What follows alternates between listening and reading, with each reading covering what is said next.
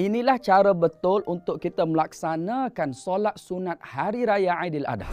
Yang pertama adalah niat. Usolli sunnatan Aidil Adha raka'ataini ma'muman lillahi ta'ala. Sahaja aku solat sunat Aidil Adha 2 rakaat mengikut imam kerana Allah Ta'ala. Niat mestilah dilakukan ketika di dalam takbiratul ihram. Selepas daripada takbiratul ihram, kita akan bertakbir sebanyak 7 kali. Dan pada setiap takbir itu diselang-selikan dengan tasbih subhanallah walhamdulillah wala ilaha illallah wallahu akbar sebanyak 7 kali juga. Selepas daripada 7 kali takbir dan juga tasbih, kita diwajibkan membaca suratul Fatihah dan kemudian kita disunatkan membaca apa-apa sahaja surah. Kemudian kita akan rukuk, i'tidal dan sujud 2 kali. Kemudian kita berdiri untuk rakaat yang kedua. Selepas daripada takbir 5 kali dan juga tasbih, kita diwajibkan membaca suratul Fatihah. Kemudian kita disunatkan membaca apa-apa sahaja surah selepas daripada itu. Kemudian kita akan rukuk, i'tidal, sujud 2 kali dan bangun daripada sujud, baca tahiyat akhir dan memberi salam. Selepas itu, kita dengarlah khutbah sekejap. Selesai dengan khutbah, kita pergilah buat ibadah korban. Mudahkan solat sunat Hari Raya Aidil Adha. Selamat beramal semuanya dan bantu saya untuk share video ni sebanyak mungkin supaya lebih ramai orang tahu cara melaksanakan solat sunat Hari Raya Aidil Adha ini. Nak berilmu, ingat Ustaz Kembar Hafal.